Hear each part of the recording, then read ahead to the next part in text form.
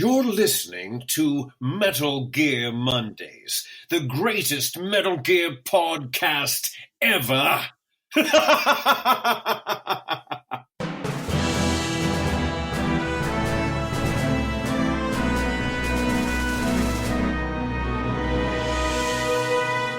Ladies, gentlemen, boys, and girls, it is with great pleasure that Metal Gear Mondays brings you one of the best and craziest interviews that we've ever captured.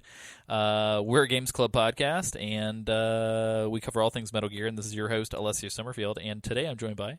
Sam Wright. It's me, ya boy. Yeah, and you guys heard our guest at the top of the episode. That happened, as did much more. So... Sam, do you think we should just dive right into it, or did you have anything you wanted to say before we meet the legend himself? No, just I wanna talk to Cam Clarke, brother. All right, ladies and gentlemen, let's do it. This is an interview with Cam Clarke.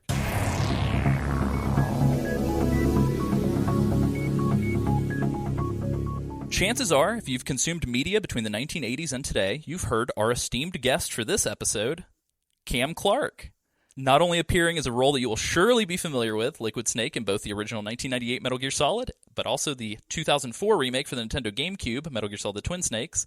Mr. Clarke has also been featured in everything from Akira, World of Warcraft, Teenage Mutant Ninja Turtles, Robotech, He-Man, The Tick, Mass Effect, and most recently, based on his IMDb, Tales of Vesperia Definitive Edition. We just recently remastered our own Metal Gear Solid coverage, as well as recording an entire episode dedicated to the Twin Snakes, so it is with great pleasure that I get to introduce Cam Clarke to the listeners. So hello, Cam Clarke. Is Cam Clarke on the show today for reals? I think he is. He might just be. Is this fake news? Sounds like an impersonator. Are you just a very good Cam Clarke impersonator? I'm a younger, much more talented, much more handsome Cam Clarke. This is get fantastic. Get me a younger Cam Clarke. Well, we'll call out to our assistant over here. Get the young Cam Clarke in here now. Stat. ASAP. Yeah, this is the old Cam Clarke. I did not ask for this. I will tell you guys, hey everybody, this is indeed the real Cam. I showed up for a job once, a radio job. I don't even remember what the product was. And they kept having me do this commercial over and over again going, yeah, that's not really, that's not the sound we're, push it more this way, try it more like that. And I'm going, I sorry, I'm not able to find what it is you're after, since you booked me for this job. And then there's like this silence, and they went, we actually meant to hire Cam Brainerd. Oh no. What? I didn't think that's a thing that could happen. That's wild. Well, isn't that, again, I'm like, oh, well, and back in those days, the talent pool was wonderfully, luxuriously small. Yeah. And so you go, if you went, I want Cam. There's not a lot of Cams to choose from. There were only two of us. So you had a 50% chance of getting it right or wrong. It's like a coin flip. Totally. If only it was that way now. I'm sure, depending on the pool that you're looking at, like when you look at anime voice actors, it seems like there's a very tight-knit group of people. So I'm sure depending on the niche, it can still feel sort of that way. It's massive. No, it's massive now compared to, when I started working. And I got a campaign for Jared Jewelers because the guy, it was between me and one other guy, and he did not return his beeper, his pager. Wow. Yeah, after dating myself, Fred Flintstone. They said, Cam, they got to record this, so drop your voice box, make it lower. And it was like, no one was the wiser. And for like 4 years, I had this wonderful love affair with Jared Jewelers store. I never knew I wasn't the guy that they didn't ask for. I love it. Fantastic. I love it. So Cam, a majority, I would beg to say probably a good chunk of our listener base probably knows you most as Liquid Snake, just because that's sort of the crowd that we run in is very much so the Metal Gear fans. But as I mentioned sort of at the top, you've been in a lot of other things, but that's not really where you started. You were not always a voice actor. Based on like research that we've been doing and just conversations and stuff, it seems like, and this completely caught me off guard, I had no idea, that you grew up as a child star in front of cameras and microphones your whole life, 7 years old on the King Family Show and the Hollywood Palace. Can you tell us a little bit about what your childhood must have been like? Crazy.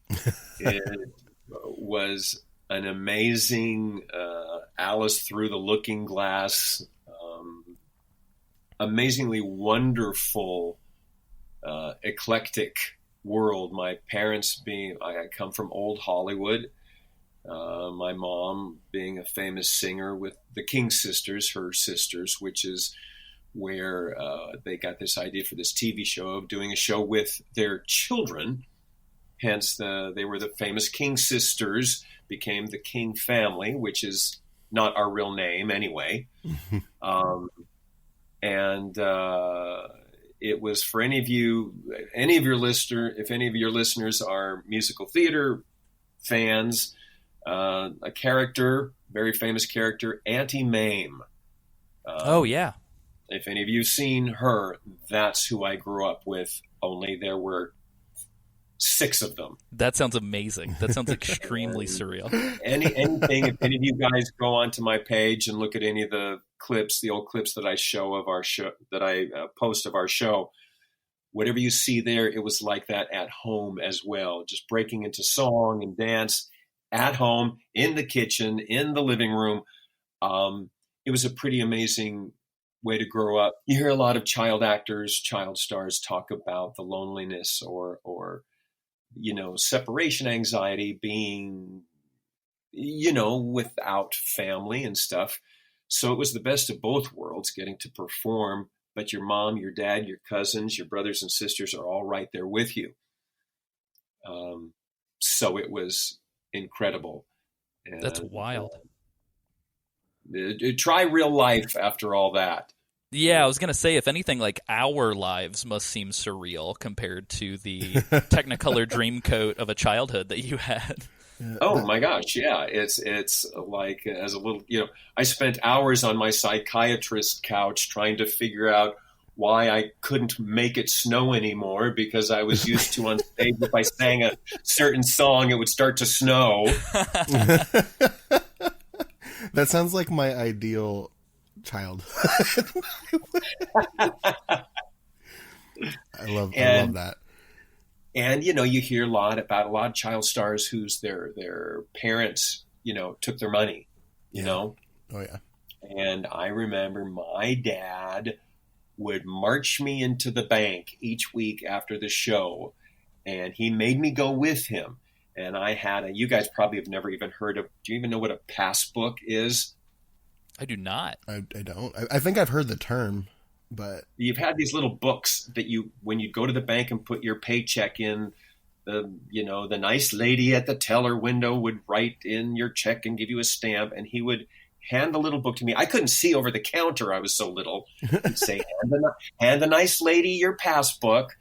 And I'd hand her that, and I'd hand her my check, and she'd stamp it, and he'd hand it back to me. And so he taught me a real sense of, this is how this works, Yeah, that's crazy. I mean, and it very much so. I mean, based on, because it was weird. I was looking at when the shows aired, and then I was looking at your birth date, and I was like, surely Cam was no older than 7 years old. And I know, the King Family Show. It seems like you guys had sort of like a because it ran for a year, but it looks like you guys had like a reunion in '69, sort of like a comeback season. We started in '64 with the pilot episode. Oh, gotcha. We ran through 65 and 60.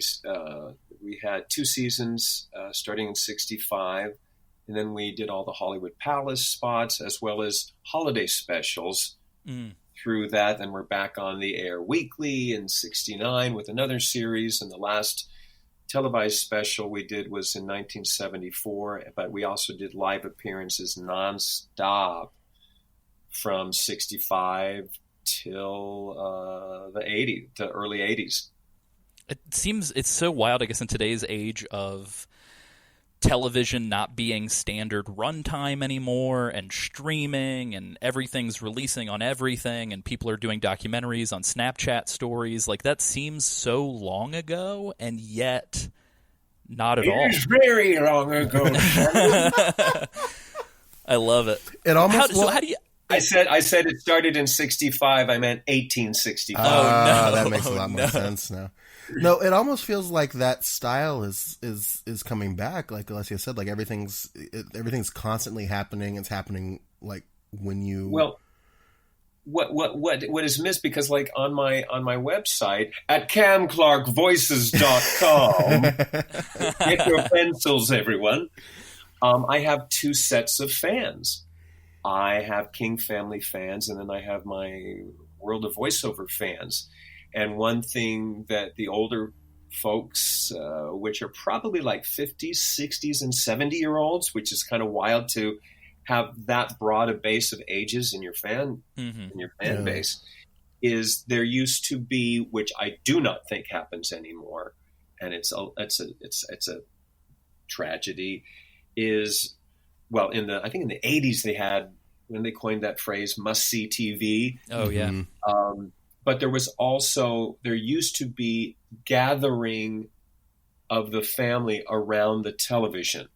Yeah. Hey, everybody, put the dishes in the kitchen sink. Come on, such and such is about to start. Okay, close your school book. Come on. And the family would sit down, and the entertainment, the familial psyche was such that an entire range of ages of a family could gather around a singular program and have this experience. And it was generally the musical variety is what they called it. Mm-hmm. And entertainment is so splintered now that people only watch what they want to watch, when they want to watch it, and how they want to watch it. That it's like maybe the Super Bowl or the Oscars are couple of the only things that people actually, make an appointment for and gather. You're totally right. Yeah, absolutely. I think the last time that I can even recall that being a thing is like maybe when like Survivor and like the first American Idol was sort of like imitating. Yeah. Mm-hmm. Exactly. I remember watching the first few Survivor seasons and Idol, and you'd have a party. Mm-hmm. Yeah. And I guess to some extent like Game of Thrones now, but even that is so, because you've got people subscribing to HBO Go, you've got people kind of wanting to binge things. Nobody really wants to watch anything. I think for me the crazy part was I'm a big fan of Twin Peaks. Cam, I'm not sure if you're a fan of David Lynch or that television show, but I know when Twin Peaks did like a 25-year reunion, Showtime, contrary to popular demand, instead of doing it all at once, decided to trickle it out week at a time.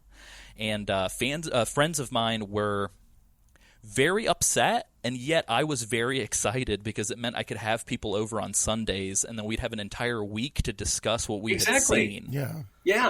And I loved it. That's something that you lose in this day with like the streaming culture. They just release the whole season at once, and you just binge watch it. It's an entirely different feeling, like going week to week and really experiencing something like that. Totally. And I love how binge watching is just another way of saying what we used to call couch potato. Yeah, totally. You would never admit, it went back when we started having VCRs and could record things, that you sat there for 7 hours. People would go, man, get a life. Mm-hmm. And now it's like, I binged watched 7 hours. Get out. Really? That is your life. Cool. Yeah, I didn't leave my house for 12 hours. And it's applauded. I put on a diaper so I didn't have to get up to go to the bathroom. You were so awesome. That is so cool. Oh, it's like, wow. I feel like I make points these days too with like the Netflix and everything, when a show comes out that I enjoy, to not watch more than like 2 episodes in a sitting, maybe 3, because I want to extend that enjoyment as long as I can. Yeah, me too. Yeah. Well, so Cam, tell us a little bit about how you went, because I mean, from child star in a family musical act to a voice actor with literally hundreds of projects. Kind of seems like a little bit of a disconnect. I think to some extent, as you kind of mentioned, like when people think child actor, child star, they sort of think that like you peak and then that's it. How did you make the jump from what you were doing before to what you do now? Well, it kind of was like it's kind of hard to think you reach the height of your career at the age of 9, but a lot of people do, and I tried to stay on camera, but on camera didn't stay on me. So it was just very fortunate for me that I accidentally fell into the voiceover world. It wasn't anything I was looking for. And in fact, I didn't even know it was a world, and quite accidentally fell into it, because if that hadn't happened, I would have had to pursue some other line of work, because I couldn't get arrested on camera. I couldn't get an interview, let alone land a part. I couldn't get an interview to audition. So it was a wonderful accident. Do you think that there was any sort of like, and you would know better than we do, so I'm asking sort of out of ignorance, do you think that there was any sort of stigma that it was like, oh, well, you were in this sort of family musical thing, you were a young kid, like we don't want to talk to you about something else? Was there any of that going on? I don't think so, because it was such a large group, a big family. It's not like I was the star of my own show, so it's not like oversaturation or stereotyping. I don't think so. It just didn't. I couldn't make the leap Gotcha. From child to grown up for whatever reason. And I'm not alone in that. It often doesn't happen. Mm-hmm. So you kind of said that you weren't looking for the voice acting world. So can you tell us what it was that kind of dropped you into that world? My brother Rick was a producer of post-production at Warner Brothers, and he was working in episodic television, and he needed some voiceovers done for some of these shows he was working on. So I would come in, and being an actor, I was able to, do this, that, and the other. And on one particular job, it just was such serendipity. There was a couple, this man and wife, that happened to be on this one episode of, I couldn't even tell you what it was at this point, something actually at Columbia Television. So we spent the day working, doing these voiceovers, doing various voices for the background of the show. And that means everything from when you're watching a TV show, from your hospital pages to the police radio calls. Oh, wow. The football game, quarterback, the cheerleaders, monster growls, death rattles, fight grunts. All of this stuff is done in post-production by groups of actors. Anyway, I met this couple. Their names were a married couple, Chuck Howerton and Linda Gary.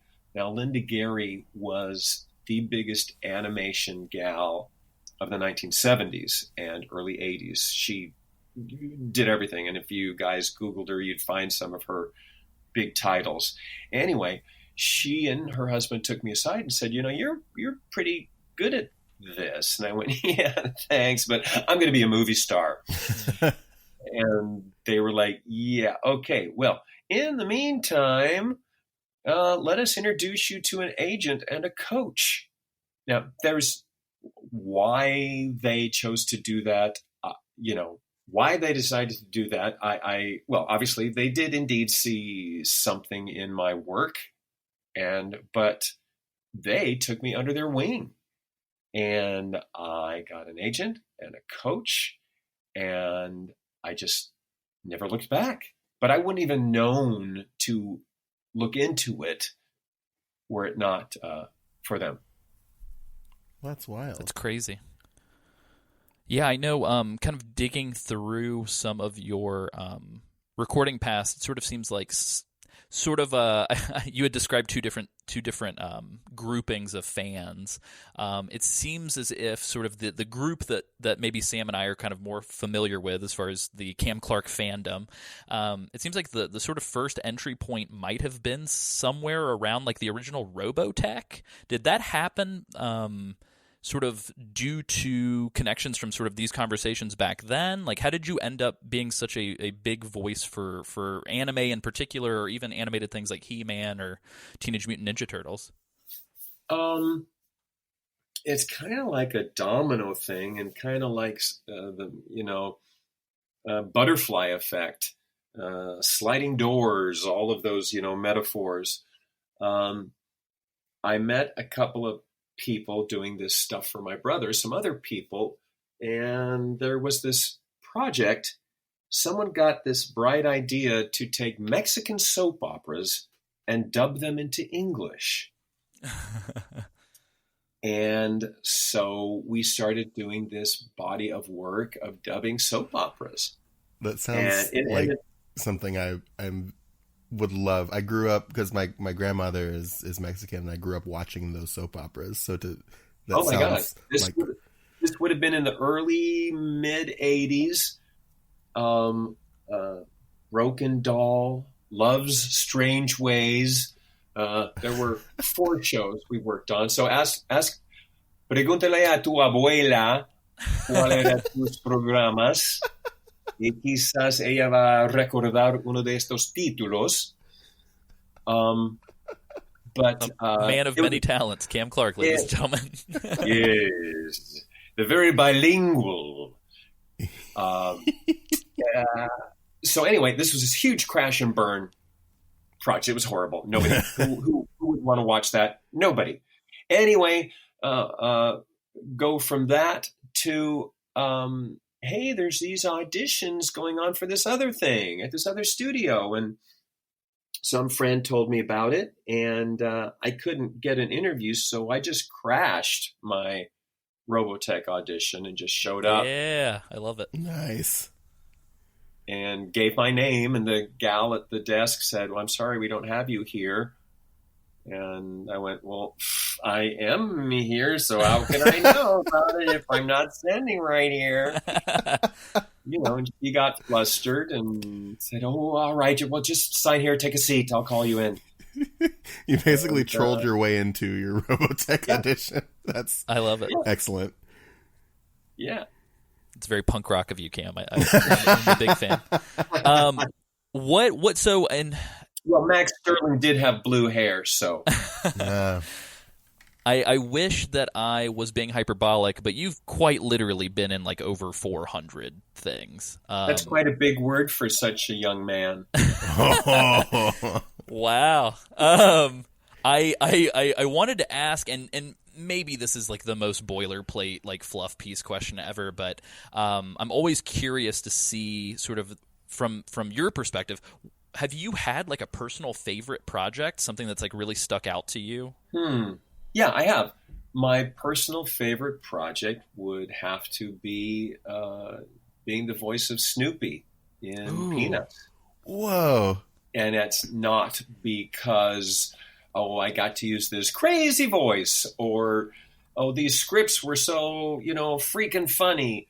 But for me, my fan geekdom was Charlie Brown. Mm-hmm. Growing up, I could not get enough of those little kids, and they were like my best friends. I owned every book, every sleeping bag, T-shirt, doll, and all of that stuff, pillows.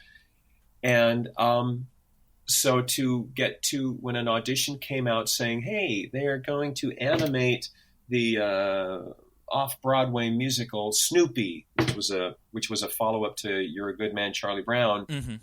I was like, and being that I come from a musical background, I was like, wait, they're going to animate my Snoopy? And of course, growing up for me, there's talk about must-see TV. Appointment television would be It's the Great Pumpkin, Charlie Brown, and totally. Charlie Brown Christmas. Yes. Yeah. So when I got word that I landed that, it was, okay, well, I can die a happy man.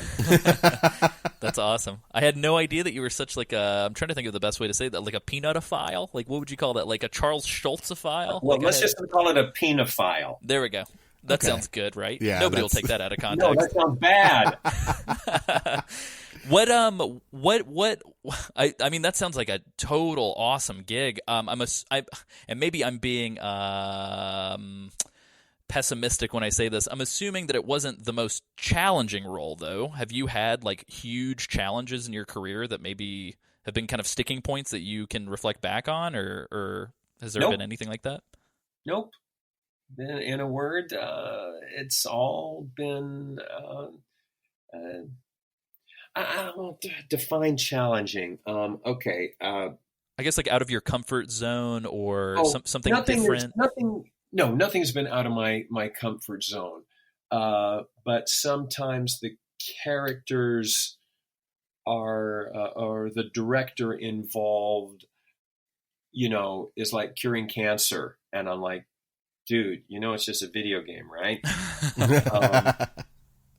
And maybe because I'm such a veteran that it's like, I get the big picture.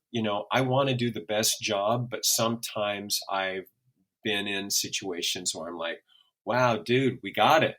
We're good here. There was one character that was difficult to wrap your head around, and so doing the work was hard just because of the space. Help me out with the name of this, guys. It was somebody I played who was like trapped in time, like patient something, or dang trapped it. in time. I'm trying to think. It was like I don't mean the show was a Twilight Zone thing, but this character didn't know where he was. It was a character who didn't have a name. He had like a handle. He was like Agent 11 or crap. Oh man! Now do you know? Do you know about when this was, or no? Okay. But he was someone who was. It was like Italian, ancient Italy. It wasn't an Assassin's Creed thing, was it? Assassin's Creed. Yeah. Oh, yeah. Who did I play in that? Yeah, you played. It was a Subject 16. It was like the other. There you go. Yeah, you're totally right. Oh my God, Cam, you did do that voice. I didn't even think about that until just now. Wow. And that was hard because you are trying to put forth a universe where you don't know where you are or if you are. Mm-hmm. So that was challenging, but in a good way. Yeah, that's crazy. I now have a very vivid memory of hearing your voice in that now, and I had no idea at the time that was your voice. There were some games, Zombie Island. Mm-hmm. Is that the name of the game? Dead Island. Dead Island, yeah. Dead Island. Yeah. We're just watching the trailer. Do you guys know that game? Oh yeah. Yeah. The trailer brought me to tears. With the little girl, with it going backwards. Yeah, that's a very wonderful trailer. The most creative trailer of any film or game or anything. I thought it was the most creative thing I had ever seen. And playing characters in that game, because it was at in a time when zombies were no longer just monster movies. They were paralleling all kinds of, political and social elements. Mm-hmm. And to play a character, I can remember doing characters where I would be brought to tears talking about, I'm lost. Don't let them get to me, or don't kill me. It's just a scratch. Really, I wasn't bitten. It, would reflect everything in my brain from a Nazi Germany to the AIDS, epidemic. Mm-hmm. And that was some pretty intense, pretty fun stuff. There was only one time when I said, guys, I got to take a break. And I had to go outside and stomp around and go, man, we have recorded this so many ways. My brain is going to implode if we say this line one more time. What line was it? Are you able to say? Oh, I'd rather not. Okay. Gotcha. No, I totally understand. Yeah. Well, that's crazy. Well, I guess that actually kind of brings us to a really good point. And I know sort of off mic, there was a little bit of discussion about this as well. So I just kind of wanted to provide context for the listeners and kind of maybe give you a chance to, I think setting the record straight might be a little extreme, but like give us just an insight into kind of what happens in these situations. So I'm curious, like from our end as the fans, we tend to kind of mythologize what happens in the studio. Can you kind of tell us about maybe what it might be like to come on board, hypothetically, like if it was a Metal Gear game or if it was any game or show that you were working on? What is that process like? Do you do like pre-recording sort of cast readings and sessions? Is there any talk of direction? Do you just kind of come in and listen to the fella in the booth kind of give you direction throughout? Like what is that process like? And do you have like creative flexibility during that process? Oh golly, that's a very long. I'm sorry. It depends on the project, but like you got to remember, like with Metal Gear, gaming was still so new, and it's funny if I may digress from your question. Oh, no, absolutely. Well, let me try and standpoint a little bit. Metal Gear was just a job like any other. I'd show up at the studio. I had auditioned, and they were looking for a villain. And at the audition, they, massaged my character, tried a little more like this, maybe hit this part like that. And whatever collaboration I did with the director, a wonderful woman named Chris Zimmerman. Mm. I landed the part. But again, it was just a game like a bunch of others. And in those days, most games were just shooting games where you would just, come in and you'd say and they were pretty tedious because you would say each line like 15 different ways, the same line, and just change the number of kills. Totally. You know what I'm saying? Yeah, for like context or whatever. Yeah. Yeah. And whether or not you as the player were on the money or not, my line would be said differently 20 different ways. So that was a gruel. That was grueling, and it wasn't fun. It was just grunt work. Mm-hmm.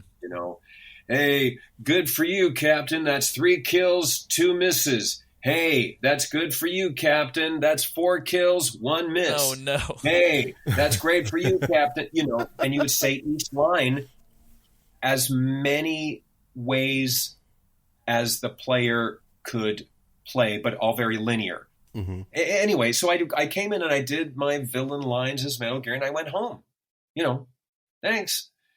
So there was not much process except for the audition part. And then, Chris, as an amazing director, when we were recording, she'd say, try it a little more like this, try it a little more like that. But it was very collaborative. But then I went home, and then when it was released, which was ages later, I'd forgotten about it. It was just lucky to get the job and move on. Mm-hmm. I was on a cruise ship to, I think, the Baltic.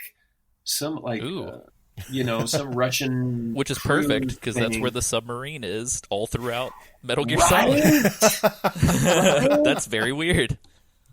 Ooh, chills.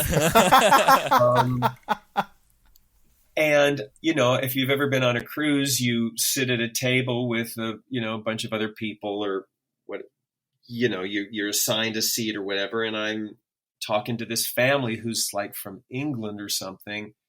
And, oh, what do you do? Well, I do this. And what do you do? Well, I do voiceovers and I do like video games and like what game? And I mentioned Metal Gear, and the kids of this family like went ape. And I'm going, what manner of emotion is this? It's like, how do you people, you're from like Europe, what do you know about it? And they like freaked. Okay, fast forward 30 years or however old this is. Last December, I'm calling a restaurant to make a reservation. Young guy picks up the phone. Can I help you? Yes, I'd like to make a reservation for this Saturday night, party of 4. Name, sir? Yeah, last name is Clarke. First name, Cam. And then there's silence. Yes. And this young guy goes, you mean the Cam Clarke? And I went, okay. I suppose yes, so. I suppose. And he says, dude, yesterday I tried to kill you all day long and you just wouldn't die. That's amazing. And he was talking about Metal Gear, and he happened to be on duty, or what do you call it? He happened to be on shift when I went to the restaurant. And I asked him, I said, man, were you even born when this game came out? How do you even know about it? And he said, Mr. Clarke, Metal Gear is the Citizen Kane of video games. Oh, wow. I don't even know if I would say that. I run a podcast about it. Well, this is what this young guy said. Like, you have to play Metal Gear. It doesn't matter that it's primitive. Totally. That he goes, this is what you do. And I was like, all right, I guess you're picking up the tab today. He didn't, but Of course not. I hate to say some super gushy comment right after that story, which is like a super lovely story, but for all intents and purposes, playing Metal Gear Solid in 1998 kind of made me want to become a filmmaker, which is something I've been doing for the last 12 years, Cam. So, well, you're welcome. Thank you. and he is right. Liquid in that game does seemingly die many times. It's a lot. Well, for me, the best part was when somebody sent me a link to what is now pretty famous or infamous. Someone took Liquid and animated, because I did a record album on which I sang "I Will Survive." Oh, that's amazing! Excellent. Somebody put the two together. Have you seen this clip? No, you haven't. Someone takes Cam Clarke singing, and I did a very sultry version, very slow, kind of sexy. Not like the disco version. Yeah. I slowed the beat down, and it's very smoky and sexy. And they took images of Liquid and used them to hit all the musical beats. Like if his arms would go out, they put my voice going, go on now, go. Walk out the door. Don't turn around now. You ain't welcome anymore. And there's Liquid and Solid having this scene, and Liquid is turning around and leaving the room, and his arms go up, and it was just freaking hilarious. I love it. As a huge fan of Gloria Gaynor, I can't believe I've not seen this video, but we will definitely link to it in the video links for the show on the website. Oh, it's hilarious. That's amazing. I had a question. So one of the things that we had posted to our listeners was the video that you and David did over this past Christmas, reading the holiday, the night before Christmas. Who orchestrated that? What was the? I did. You did. It seems like a very Cam Clarke thing to do now that we've talked to you and we know your personality. I love it. So how did that come about? What was the thought process behind that? My assistant, my amazing nephew, Lexi, who we owe a great thanks because that's how this even occurred. So thank you, Lexi. He monitors all the interweb stuff for me and the Twitter or the whatever. And some fan had at some convention, he's not like he's standing vigil watching everything, but he like spot checks things. And some fan we are asked at these conventions to do some of the strangest things. I can only imagine. Can you record this for me? And some guy had asked David if he would record an order of tacos. If he would say like, yes, What? he said, I can't remember exactly what it was, but it's something like, yeah, Mr. Hader, could you say, can I help you today? Would you like hot sauce with your tacos? No. Some real freaking bizarre thing like that. And Lex sent it to me, and I got this crazy idea, and my niece Erin was staying with me, and I said, honey, we're going outside. You're going to film me doing this. Yes. So I got it. I got in my car. Oh, I've seen this video. I love this video. And like Solid getting his comeuppance, I do a drive-in to, Taco Town or whatever name I used. And I ordered tacos from Solid Snake, working at a fast food joint. And this thing went nuts. It went like viral.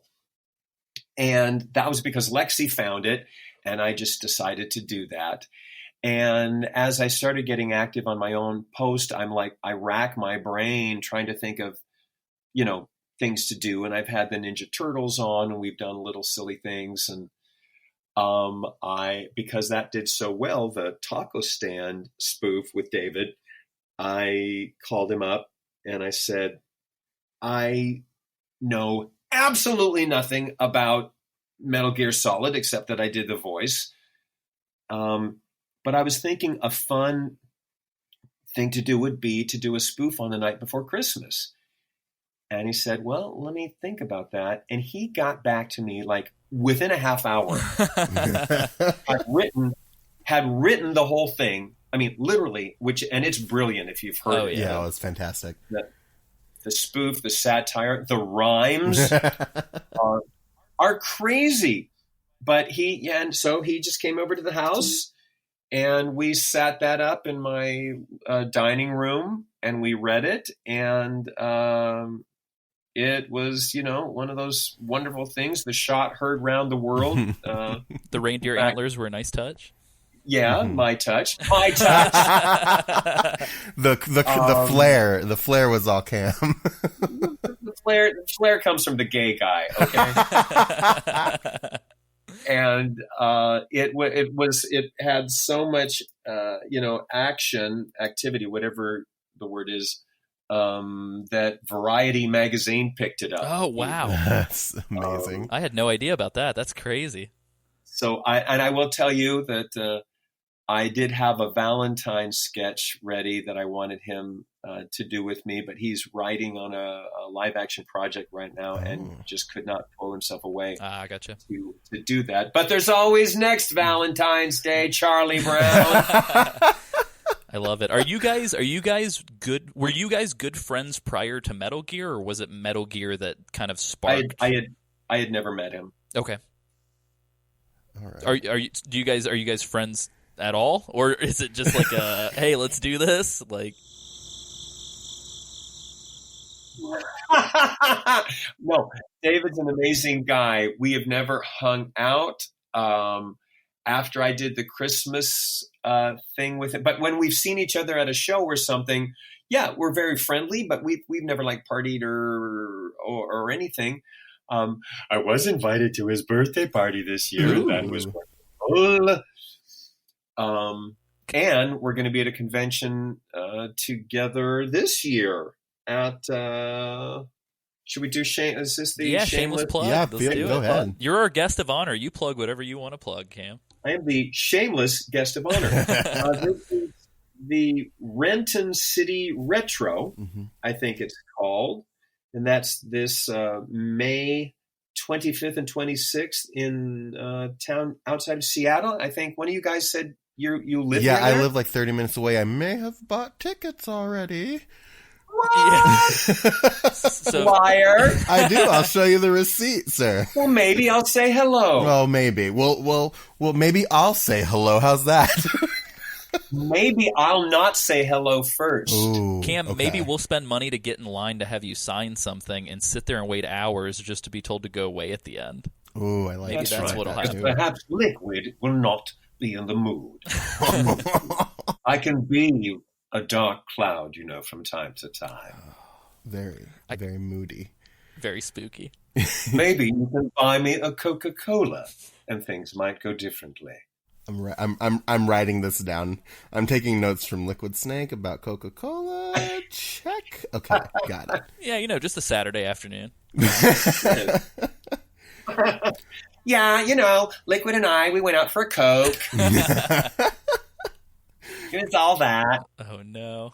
Have you seen, this is totally tangential at best. I feel like... another big word from such a young fellow. Sorry. Cam, I'll be 30 in October. You're making me blush. Oh, you're making me blush. Well, fiddle-dee-dee. Was that word on your desk calendar you used this word today? It was not. I do not have a desk calendar because I try to conserve the environment, Cam. Thank you very much. Whoa. Wow. Okay. The burns are warm. No straw with Liquid will not be using a straw with his Coca-Cola, just so you know. Very nice. The burns are strong and aplenty.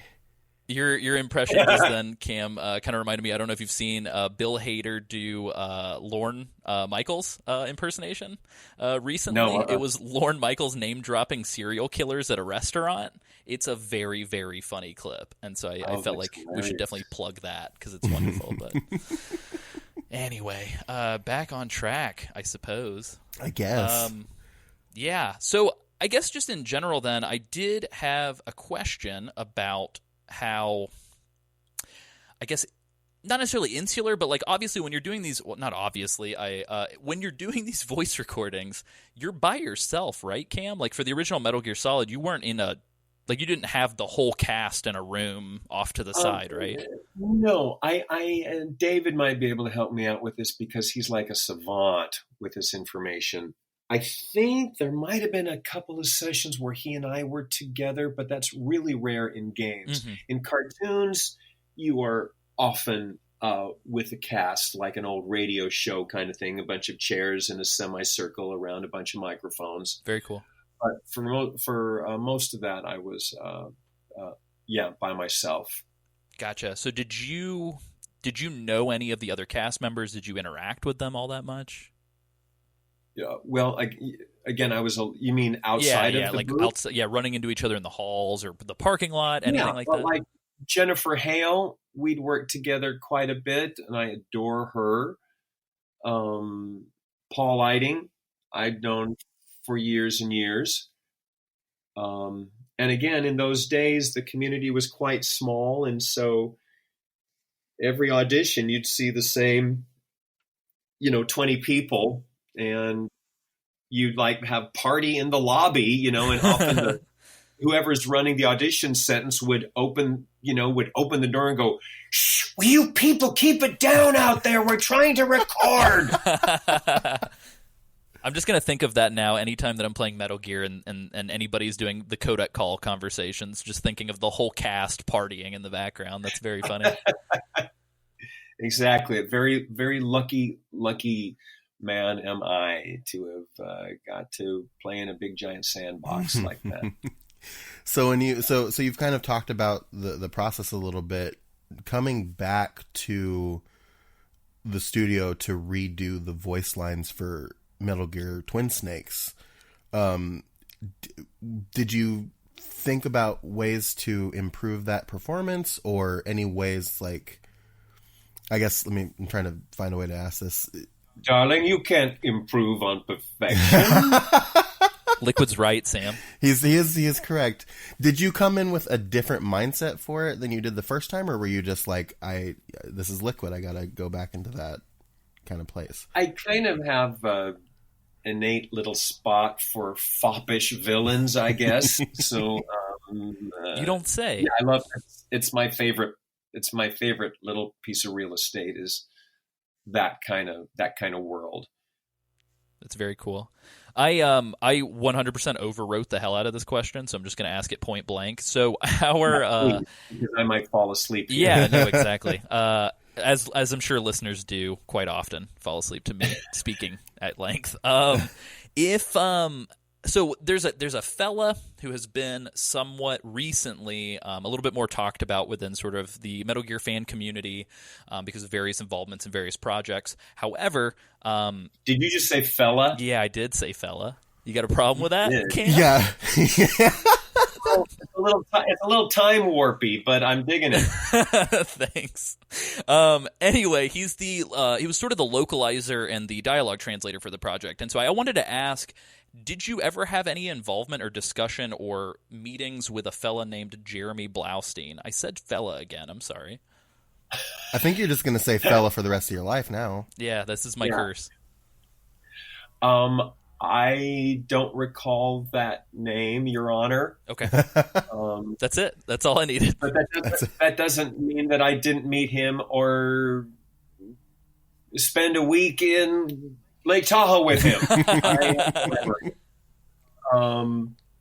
That name doesn't ring a bell. Gotcha. Yeah, he came up in a previous interview that we had with a gentleman about some of the history behind the game, and so we just sort of doing due diligence felt like it might be worth asking. But that's awesome that you mentioned Jennifer Hale as well. We are hoping to have her on the show. She's expressed some interest, so maybe we can combine you guys somehow through the power of technology. But yeah, that's awesome. Thanks, Cam. Great. I wanted to know, do you have any upcoming projects that you're allowed to tell us about, or anything we should be looking out for? No. Okay. Moving on. Correct. I have a bunch of conventions this year, but nothing. That everything is so hush hush and so secretive that there's nothing that I can really talk about that much. So stop asking me, man. All right, dude. I'm done. I'm done with that. Nice. Yeah, Cam, so out of all of the amazing talents that you have, I don't think that our listener base was quite aware. I mean, you just recently brought up the I Will Survive thing, but I don't think a lot of our listeners were quite aware of the fact that you were still sort of an active guy when it came to music. And so I was going to ask, I mean, I know you've got a lot of music available on your website, or 2 albums worth of music available on your website. Do you have any other sort of music projects or like independent music projects that you're working on at all, or something we should maybe keep an eye out for? He's so secretive. So hush hush. I did. No. Go ahead, sir. I'm sorry. No. All right. Did we break him? I think we might have broken Cam Clarke, is just him saying no over and over again. I'm fine with that. I did have a question. I was looking some stuff up ahead of the interview, and you apparently have an uncredited voice as the singer of the Bob the Builder theme song. Is that true?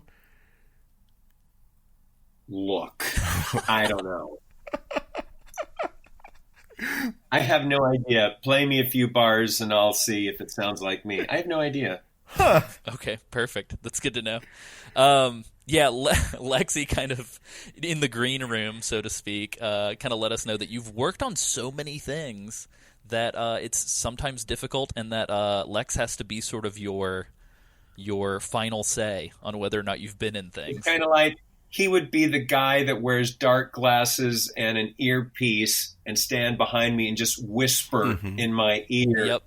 Every time somebody comes up and says hello, I'd go, "Oh, hi, Sam." And well, it's Alessio. So good to see you again. I've been thinking so much about you. I can't see your physical space right now. So is he there with you right now, feeding you answers? Alessio is his name. Alessio. And look, it's young Sam. I love it. Sam, should we take off into the listener questions that we had received? Yeah, let's do it. So we got a question from some Patreon donors and from Patreon, our fair hero Patreon. And the first question comes from Zachary James. He says, "Cheers from Afghanistan, Cam. I've been a fan of your work since I was about 5 years old when I would watch my stepfather play Metal Gear Solid. Snake was the coolest hero and Liquid was the coolest villain, which hasn't changed in the past 20 years. You were a huge inspiration for me as I got older, an inspiration for the novels that I have written and am writing." And he says, "Thank you for completely enthralling me as a child and continuing to provide enjoyment to me as I replay the series annually." And his question is, what advice do you have for those who want to get into the career field of voice acting and other voiceover work? Any particular practices or skills people should work on? Golly, that's always such a tricky one. I think location needs to be first. I don't know what kind of voice work there is in Afghanistan. Yeah, maybe not a lot.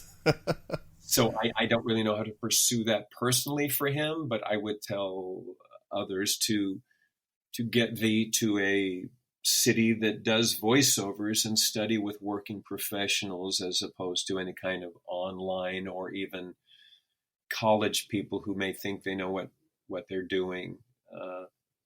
You need to be with the working folk to really get a handle on. You want to get struck by lightning? You gotta dance in a rainstorm. Yep. I love it. I'm gonna butcher this, and I can't believe I'm doing this to you of all people, Cam Clarke. Cole Duncan writes, "Liquid." Sorry, couldn't help myself. So good to get to say hey. His two questions are: do you have a favorite? Hey. Do you have a favorite moment from your appearances in Metal Gear that you can recall? And I think Cole's talking about because you did also appear as a voice in Metal Gear Solid 2. So do you have a favorite moment from either of your Metal Gear titles? No. Very nice. And this one kind of already got answered a little bit. Yeah, that's true. Yeah. Cole is asking if there are any plans for future videos with David. So let's keep our eyes open for next Valentine's Day. Valentine's Day 2020. Oh, I'm going to grab him. There's other holidays. I've got my list of maybe I can come up with something for him and me for Arbor Day. Ooh. Well, you have to flip through your desk calendar and then you'll find out. Yeah. For big words. If there are even any trees left on Arbor Day after all these desk calendars. Yeah. Right? Jeez. Oh, boy. Well, yeah. I guess, all right, boys. Yeah, I guess it just stands for us to say thank you very, very much. This has been an absolute pleasure and definitely a highlight of this podcast. Thank you, guys. And I look forward to meeting you in Seattle. Absolutely. Yeah, where can people find you online, Cam, if they want to get more Cam Clarke in their lives? Oh, yeah. You can mainline me at camclarkvoices.com. Very nice. And there's all kinds of clips from my old shows and interviews with fellow castmates and stuff like that.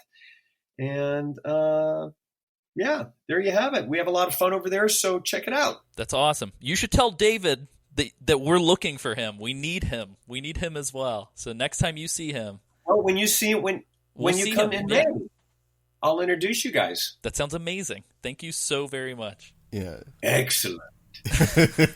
It's been a pleasure. Well, have a great rest of your day.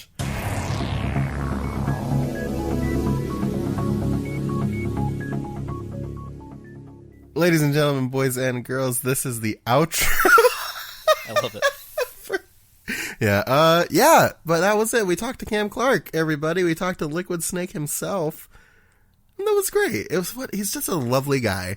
Yeah, he's fantastic. I was impressed and laughing and smiling and excited, and I don't know, the whole thing was great. Yeah, and as you heard, we're going to be in Renton, which is very close to where I live, in May to talk to him and David Hayter. So we're gonna meet Cam Clarke and David Hayter in the flesh. If all goes according to plan. If all goes according, I'm fucking going regardless. Oh, for sure. I would very much like, because I bought the ticket while we were recording the episode, the interview. So I would very much like for one or more of my buddies on the podcast to join me there. How surreal was it to hear Cam just casually talk about like Chris Zimmerman and Jennifer Hale and stuff like that? Oh God, it was nuts. Like, this was the first like voice actor interview we've had on the podcast, and we hope to get many more in the future. But it's just kind of surreal, and just like randomly like hearing Liquid Snake drop the word "darling" while we're talking to him. It's just like, yeah, I didn't expect to hear Liquid Snake ask for a Coca-Cola. Yeah, me either. Yeah, without a straw, mind you. Of course. No straws for Liquid Snake. I also didn't expect it to. I didn't expect Cam to be so catty, and I love it. It was very funny. Yes, perfect. And all the theater stuff, hearing about his childhood and all the theater stuff when he was growing up was great too. So that's awesome. That like I said it in the interview, but like I truly mean it. That it's like that was like my ideal childhood that he had. So. Yeah, massive. Busting into song, it's like a normal. It's like a regular old musical life. Yeah, an immense thank you to Cam Clarke for being on the show, and also a massive thanks to Lex, Cam's right hand, for being so gung-ho about my constant and persistent Facebook messages and still responding, and being so kind as to hop on the phone before the interview with Cam to just kind of talk things through. So really appreciated all of that, and that was just an all-around great experience. So yeah, that's great. Yep. Cool. Sam, do we want to do our typical sort of Patreon plugs and all that stuff? Yeah, let's do it. Very nice. So, as always, you can go to patreon.com/MetalGearMondays to listen to episodes like this early. For as little as $2 a month, you can support the show and get early episodes and a whole second podcast. And everything kind of shoots up from there. There are a bunch of perks at the $5 level, the $10 level, and so on and so forth. But yeah, any...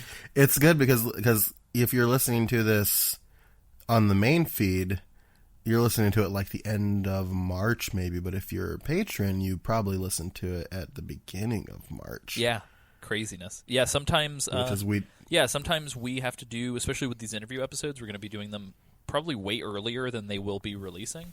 So at the very least, the interview episodes you will get way early. I think the main line, for the most part, you typically will get like a week or two before. But the interviews you might end up getting super early, like Terry and Cam. So very cool. Likewise, too, if you want to support the show and you want something cool physical in exchange, all of the physical goods are at bit.ly/MGM store. You can buy some awesome T-shirts and stickers and stuff. I actually just purchased some stuff, and all that money goes to support the show and specifically helps like cover Sam's kick-ass design work. So yeah. But yeah, I just ordered a Fumbling in the Dark with Isaac Lim sticker and a Metal Gear Mondays logo T-shirt. So a lot of fun. And if you do not have any finances to support the show with, which is 100% completely and totally acceptable, if you do want to help support the show in any way, feel free to not only share us on Facebook and Twitter, Metal Gear Mondays, or on Twitter at Metal Gear Monday, but also feel free to leave us reviews on iTunes or ratings, depending on what platform you're using. All of that stuff helps. And sharing us on social media actually super helps, because it can help grow the listener base and help get us more recognized by search engines. So yeah. Sam, where can people find you on the internet? People can find me on the internet at Sanjul. That's SANJUUL. And yeah, that's about it. Yeah. And Instagram at Metal Gear Mondays is Instagram, essentially Sam's home turf. Yeah, that's where I live. I have a normal Instagram, but I also have the Metal Gear Mondays Instagram. So I kind of monitor and manage that. Alessia posts those very cool clips announcing the episodes. I take clips from the episodes and throw dumb GIFs and weird edits on top of them and do like a clip show version of the show on Instagram. And sometimes I post like other stuff. So like, yeah, just other stuff, funny stuff. Nice. Things like that. Well, you can also find me at AC Summerfield on Twitter or acsummerfield.com. One last thing I totally forgot to mention, and I hope you guys stuck around until the end. If not, it'll be in the show notes. But we are now going to be starting a Discord server. So if you are a Metal Gear Mondays patron at the $1 level or higher, you get access to that. So be sure to check your messages. And if you are curious about joining the episode 100 trivia episode, we have some good news. We are now opening it up to $5 patrons as well, just to get more people in on the action. We still want to keep it relegated to patrons, so that's $5 and up. As a way to say thanks, we want to offer something super, super special. But that doesn't mean that we think our listeners are any less special who don't contribute on Patreon. We just wanted to kind of do something unique for episode 100. And yeah, so that is now, you're now eligible at the $5 level, and you should be getting a message on Patreon as well. Sam, how do we close out such a fantastic show? I mean, you... really quick, I wanted to also reiterate. He did mention it in the interview, but I wanted to say you can find more information about Cam at camclarkvoices.com. He's also on Twitter at camclarkvoices, so definitely follow this lovely gentleman. Absolutely. And as far as ending the show, I mean, Cam, he has so many unique talents. I think he's such a fantastic human, especially hearing about his childhood. He's just so different. I mean, I just don't think you can put him in a box. You know what I mean? No. Why didn't we get him to say the thing? Oh, that would have been great. Why did we not get him to simply say, "It's just a box"? Just a box.